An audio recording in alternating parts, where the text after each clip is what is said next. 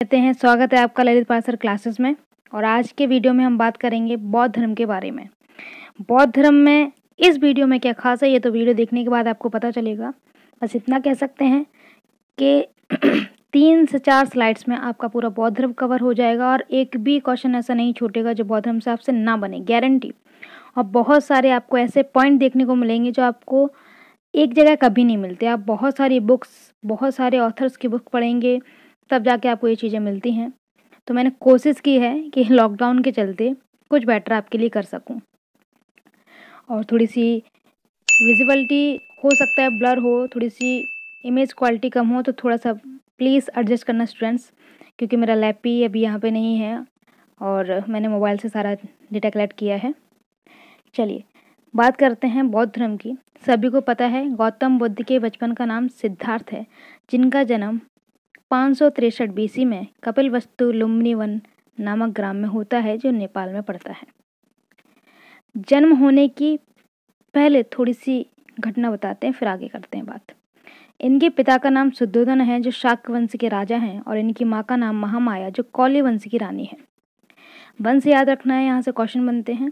एक चीज़ और याद रखना है, अगर वो पूछे वंश क्या है तो शाक्य बोलेंगे, क्योंकि पिता का वंश माना जाता है। अगर वो पूछे कि कुल क्या है तो कहेंगे क्षत्रिय। क्षत्रिय कुल के थे और शाक्य वंश के थे, दोनों अलग हैं, गड़बड़ मत कर देना। बच्चा ज़्यादातर कुल भी शाक्य लगा देता है, ठीक है। तो शाक्य वंश है और क्षत्रिय कुल है। चलिए आगे बात करते हैं। जैसे मैंने कहा कि इनके जन्म से पहले इनकी माँ को एक स्वप्न आता है। ये स्वप्न बताती है इमेज। अभी इमेज आपको समझ नहीं आएगी, मैं स्वप्न बताती हूँ फिर समझ में आएगा। इनकी माँ सपने में देखती हैं कि कुछ लोग, कुछ फरिश्ते उनके पलंग को उठा के एक झील के किनारे ले जाते हैं, जहाँ बहुत सारे कमल लगे हुए हैं, और एक सफ़ेद रंग का हाथी का बच्चा आके दाएं तरफ से उनके गर्भ में प्रवेश कर जाता है। जब ये सपना देखते हैं तो अजीब लगता है। वो जाके अपने राजा से, शुद्धोधन जी से कहती हैं, और शुद्धोधन वहाँ के जो पुरोहित लोग होते हैं, पंडित लोग होते हैं, उन्हें बुलाते हैं, विद्वान को बुलाते हैं। तो वो कहते हैं कि आपके घर में पुत्र रत्न आने वाला है, पुत्र रत्न प्राप्ति होगी, और ये स्वप्न बहुत शुभ है, कुछ अशुभ नहीं है।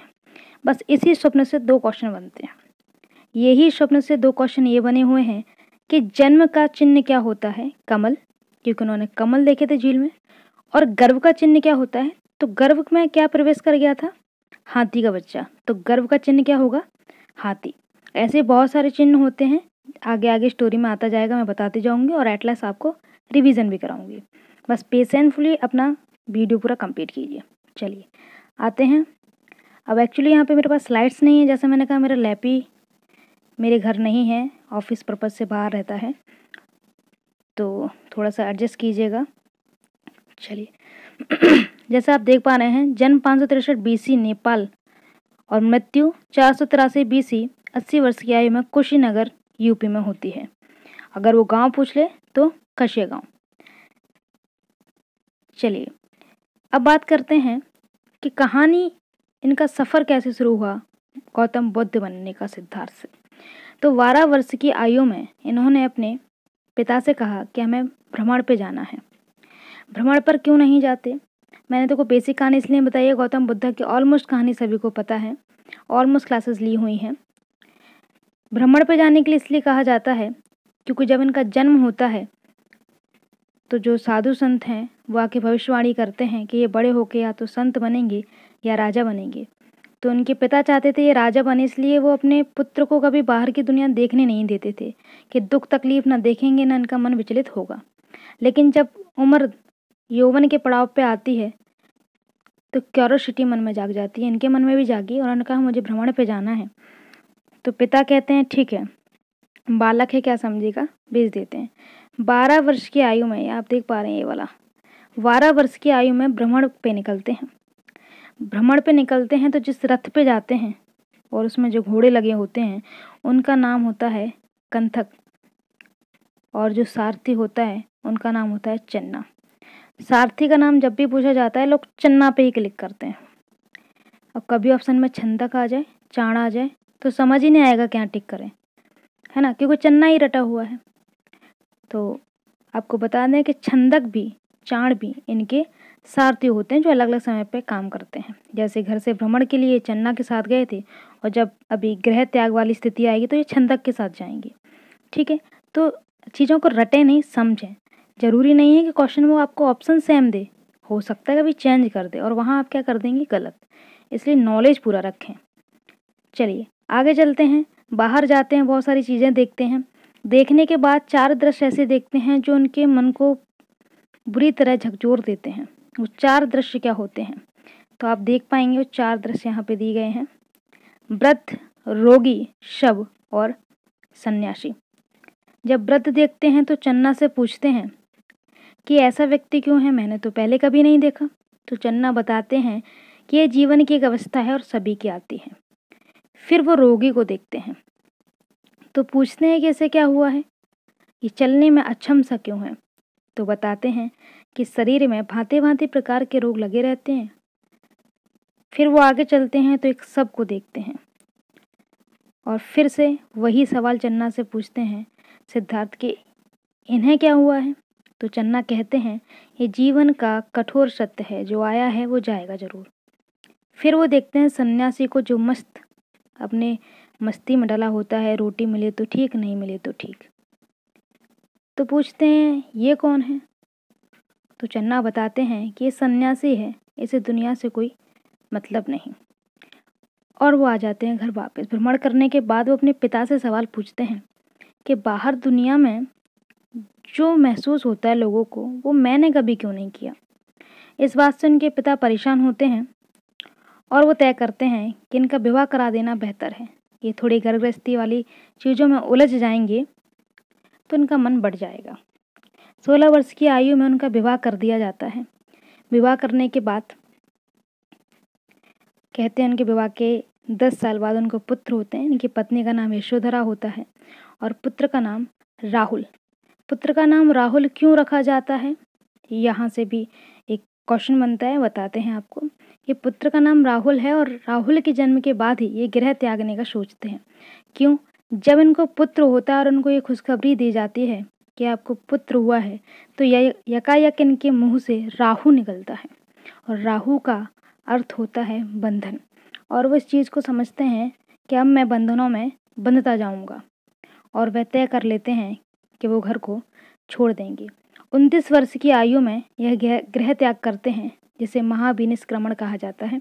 ये सारा बताएंगे कि इसको क्या कहा गया है, हम स्टोरी से कनेक्ट करते जाते हैं। पहले जो इजी चीज़ें हैं, 29 वर्ष की आयु में गृह त्याग करते हैं। गृह त्याग करने के बाद ये 6 वर्ष तक तपस्या करते हैं।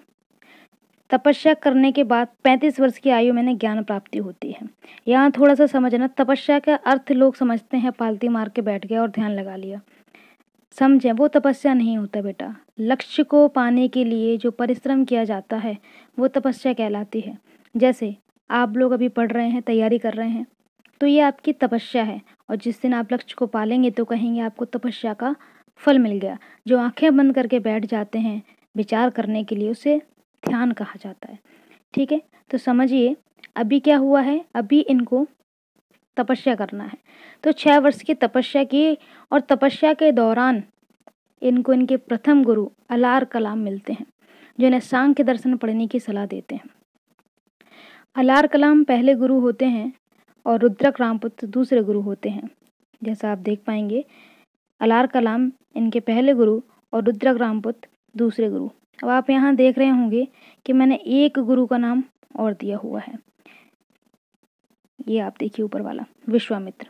तो समझें इनके 3 गुरु थे। जब इनके पिता ने सोचा था इन्हें राजा बनाएंगे तो हर एक राजा के गुरु हुआ करते थे जो उनको लड़ने की, सोच समझने की, परखने की सारी शिक्षाएं दिया करते थे। तो राजनीतिक शिक्षा विश्वामित्र ने दी और ध्यान की शिक्षा अलार कलाम ने दी। ध्यान रखना, अगर पूछे उनके आध्यात्मिक गुरु तो अलार कलाम टिक करना है, और राजनीतिक गुरु पूछें या राज शिक्षा किसने दी तो विश्वामित्र ने दी। ठीक है, इसमें कन्फ्यूजन नहीं होना है। जब अलार कलाम ने उनको बोला कि जो तुम ढूंढ रहे हो वो सब तुम्हारे अंदर है, तो जाके वो बिहार में उरुवेला में जाके एक पीपल वृक्ष के नीचे बैठ जाते हैं। अभी उरुवेला भी बता रहे हैं। पीपल के वृक्ष के नीचे बैठ जाते हैं निरंजन नदी किनारे और वहाँ कहते हैं 7 दिन ध्यान लगाने के बाद अंततः उन्हें ज्ञान की प्राप्ति हुई और वो आर्य 4 सत्य को पहचाने। वो 4 सत्य क्या हैं उनके बारे में बताएंगे, उनसे क्या क्वेश्चन बनते हैं वो भी बताएंगे। अब जब उन्हें ज्ञान प्राप्ति हुई तो वहाँ से क्वेश्चन क्या बनते हैं देखें जरा, थोड़ा जूम करते हैं हम यहाँ पे। राइटिंग पे ध्यान मत देना, मैंने रफ वर्क किया है आपके लिए, जल्दी जल्दी के कुछ लिख लूँ क्योंकि इमेजेस मोबाइल पे मैं प्रॉपर तैयार नहीं कर पा रही थी। चलिए बात करते हैं, अगर पूछा जाए किस वृक्ष के नीचे, तो पीपल वृक्ष, जिसे बाद में बोधि वृक्ष कहा गया क्योंकि ज्ञान प्राप्ति के बाद लोगों ने इन्हें बुद्ध कहकर पुकारा। बुद्ध का अर्थ होता है ज्ञान। जो बौद्ध धर्म है वो भी ज्ञान, बुद्ध का अर्थ होता है ज्ञान, वहां से बना बौद्ध धर्म। ठीक है, अब वो पूछे कि ज्ञान प्राप्ति कहाँ, तो बोध गया। एक्चुअली बोध गया का नाम पहले उरुवेला होता है। उरुवेला 2 शब्द से बना है। उरु का अर्थ होता है मिट्टी, रेत, और वेला मतलब होता है नदी का किनारा। तो नदी का किनारा, तो निरंजना नदी के किनारे जो हिस्सा था उस क्षेत्र को उरुवेला कहा जाता था। और जब वहाँ बुद्ध को ज्ञान प्राप्त होता है तो वो कहलाता है फिर बोध गया। नदी कौन सी थी, तो निरंजना या पुनपुन, या उसको फाल्गु नदी भी कहते हैं। आपको ज़्यादातर निरंजना मिलेगा, लेकिन मैंने फाल्गु पुनपुन भी बता दिया है कि अगर ये मिल जाए तो ये ना बोले कि ये तो मैंने पढ़ा ही नहीं था। चलिए आगे देखते हैं। ज्ञान प्राप्ति के बाद भाई अब ज्ञान आएगा तो वो समझ गया कि लोगों को बताना पड़ेगा कि वो दुनिया में जो देख रहे हैं समझ रहे हैं वो है ही नहीं कुछ, ये सब उनका मन का सुख है। क्योंकि उन्होंने जो 4 सत्य समझे थे वो 4 सत्य ये थे कि पहला दुख, दूसरा दुख का कारण, तीसरा दुख का निवारण, और चौथा निवारण के उपाय। अब ये सारी चीज़ें बताएंगे, आगे चलते हैं। इन्हें 4 सत्य का जब ज्ञान हो गया तो इन्होंने पाली भाषा में ही लोगों को उपदेश देना आरंभ किए। जो उन्होंने सबसे पहले उपदेश दिया, यानी प्रथम उपदेश जो था इनका वो सारनाथ में था। सारनाथ काशी से 10 किलोमीटर दूर कुछ पड़ता है, काशी यानी बनारस, ये आप देख पा रहे हैं। तो प्रथम उपदेश उन्होंने सारनाथ में दिया। अब ये पूछें कि प्रथम उपदेश कितने लोगों को दिया, तो 5 लोगों ने। 5 लोगों ने इनकी सभा को ज्वाइन किया था, यानी कि 5 ब्राह्मण थे जिनको उन्होंने सबसे पहला उपदेश दिया। किस भाषा में दिया, पाली भाषा में।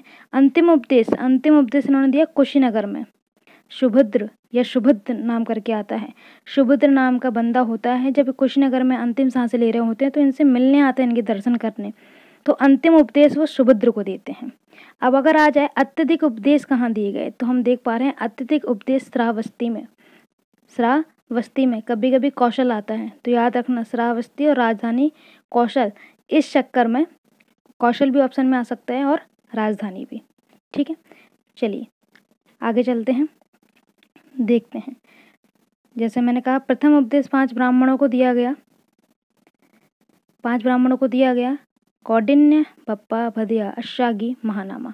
ये नाम याद भी नहीं रहे, कोई इशूज़ नहीं है। ठीक है, इतना डीप नहीं जाता वो ये नाम पूछे, वो ये पूछ लेता है कितने ब्राह्मणों को दिया। इसके रिगार्डिंग आप देखेंगे, कुशीनगर घूमने जाएंगे या बौद्ध धर्म से रिगार्डिंग कई पर्यटक स्थल हैं, वहाँ देखेंगे। अगर मैंने ऐड किया हो तो आपको दिखाती हूँ, मुझे बस 1 सेकंड दीजिएगा। ये आपको बहुत जगह ये मूर्ति देखने को मिलेगी कि गौतम बुद्ध बैठे हुए हैं और 1 2 3 4 5 लोग आप देख पा रहे हैं।